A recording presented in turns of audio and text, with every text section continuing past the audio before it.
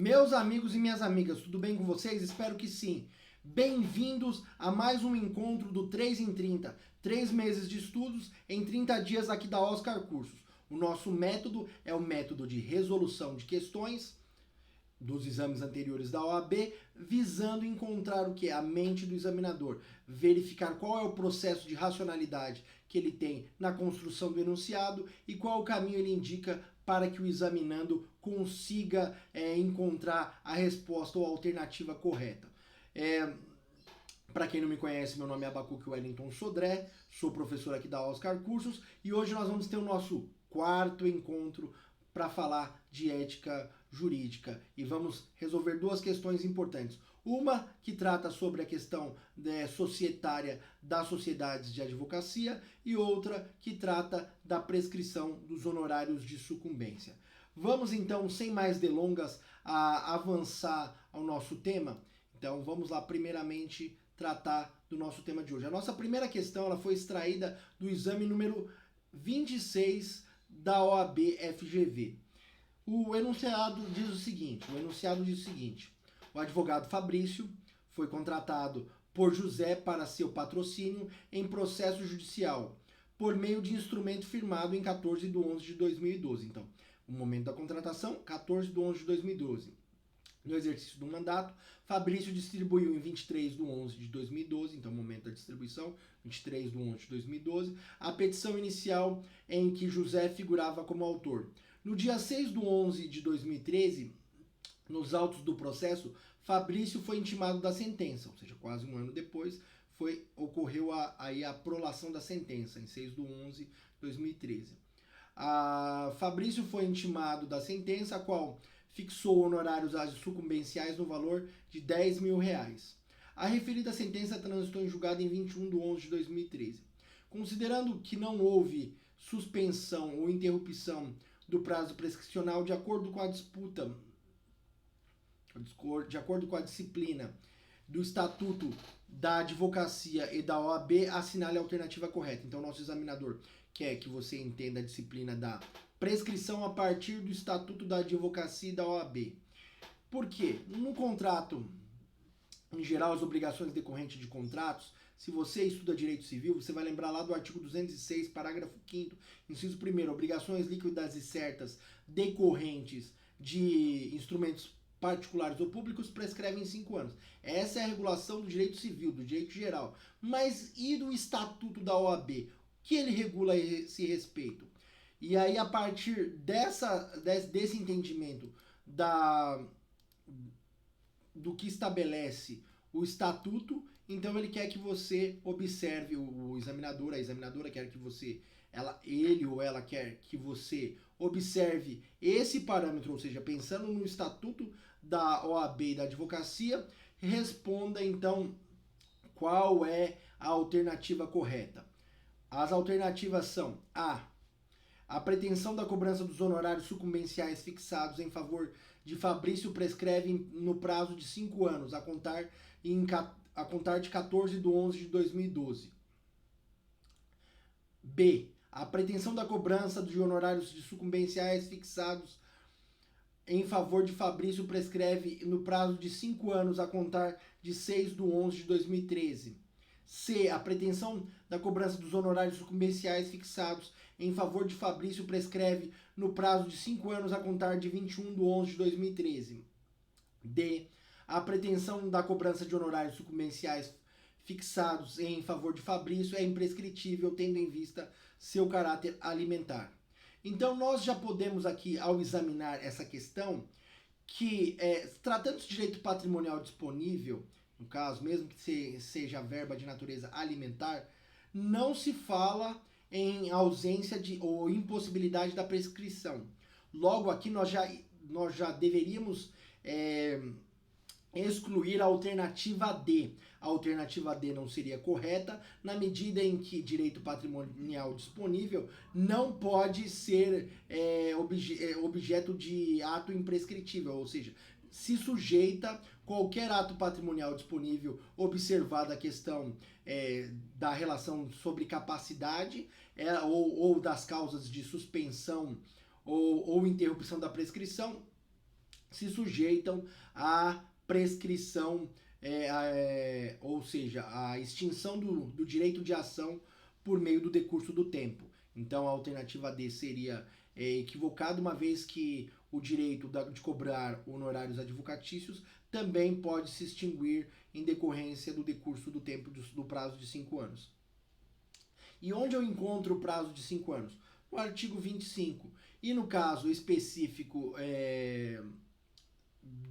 de litígio, lá no artigo 25 do Estatuto da Ordem dos Advogados do Brasil e da Advocacia, no Estatuto da Ordem dos Advogados do Brasil e da Advocacia, diz o seguinte, que prescreve em 5 anos a ação de cobrança de honorários de advogado, então cobrança de honorários advocatícios, no prazo de 5 anos, inciso 2º, contados da data do trânsito em julgado. Então, contados da data do trânsito em julgado. A única alternativa correta aqui seria a alternativa C, a pretensão da cobrança de honorários sucumbenciais fixados em favor de Fabrício, prescreve no prazo de 5 anos a contar de 21/11/2013.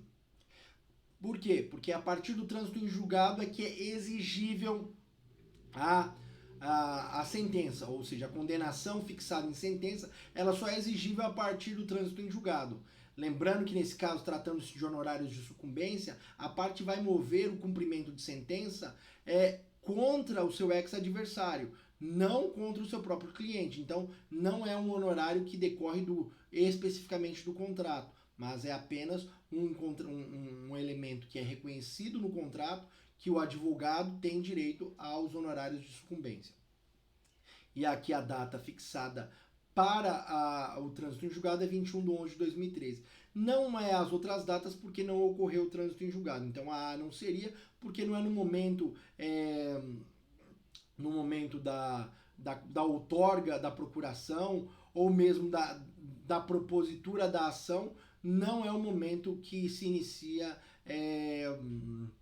a exigibilidade de honorários, especialmente honorários de sucumbência, tendo em vista que até a decisão final, os honorários, o direito aos honorários é mera expectativa, que se concretiza em direito quando ocorre o trânsito em julgado, quando tem uma decisão prolatada. No caso de 6/11, não seria porque não é da sentença, mas do trânsito em julgado, uma vez que, sendo cabível recurso, essa sentença poderá ser eventualmente reformada. Então, a única alternativa correta seria a alternativa C, com base no artigo 25, inciso 2º do Estatuto da Ordem dos Advogados do Brasil e da Advocacia.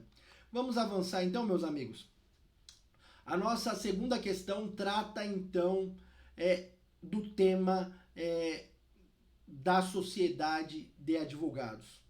O que é importante lembrar na questão da sociedade de advogados? A sociedade de advogados, ela é formada pelos seus sócios, e o nome dos sócios vai integrar ali o nome social, o nome da empresa, o nome não da empresa, perdão, porque não é atividade econômica voltada para a realização de lucro, apesar de ter essa visão lucrativa, ela não é considerada sociedade empresária, mas tem natureza de sociedade simples.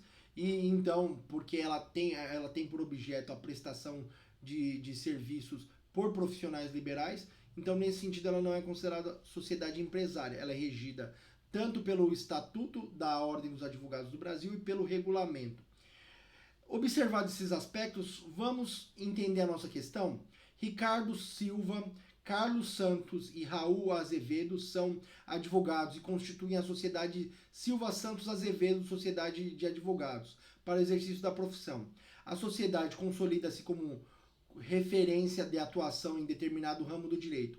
Anos depois, Carlos Santos falece e seus sócios pretendem manter seu nome na sociedade. Sobre a manutenção do nome de Carlos Santos na sociedade, de acordo com o Estatuto e com o Regulamento Geral da OAB, assinale a afirmativa correta. Então, a partir da análise do Estatuto da Advocacia e do regulamento, é preciso entender qual é a alternativa correta.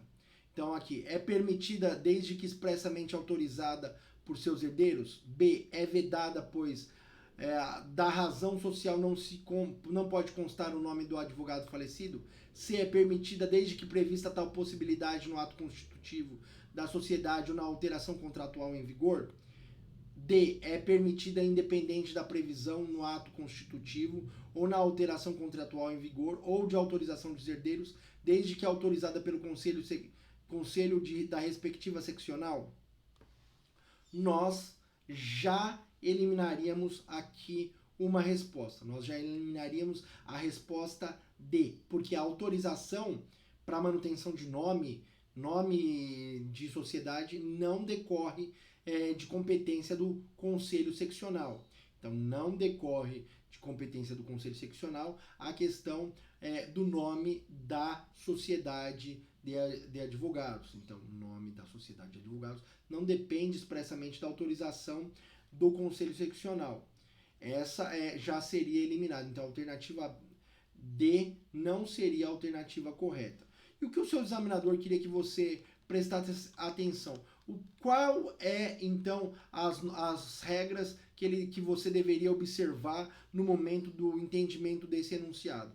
Primeiro, eu gostaria que você abrisse aí comigo o seu artigo 16, parágrafo 1º, então artigo 16, parágrafo 1º do Estatuto da Advocacia e da OAB.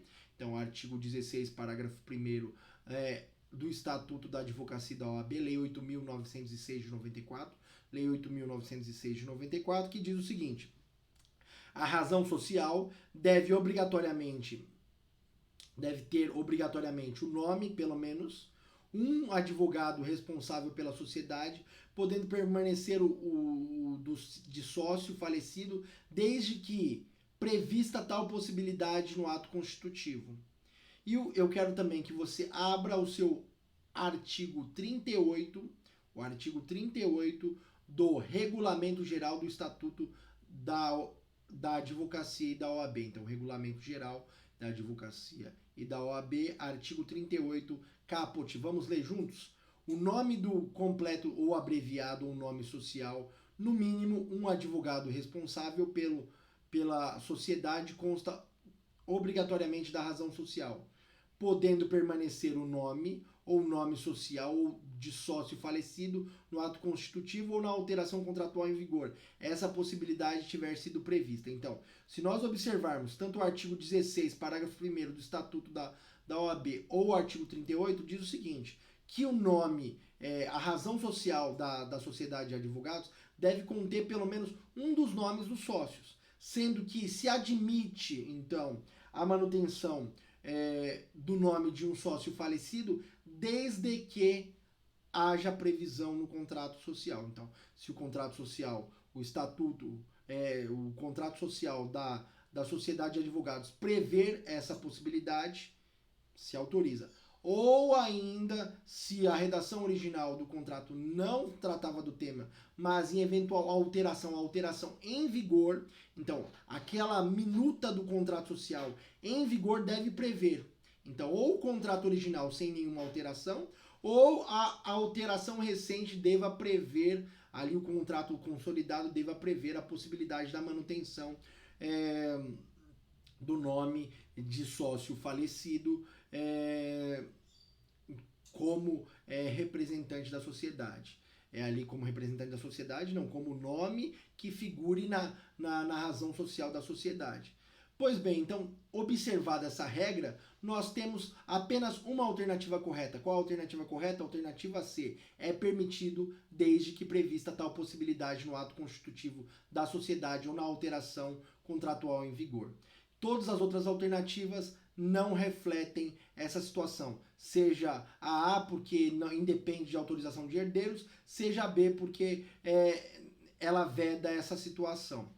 Então, a única alternativa correta é que é permitido desde que esteja prevista na alteração do contrato social em vigente ou no contrato social originário.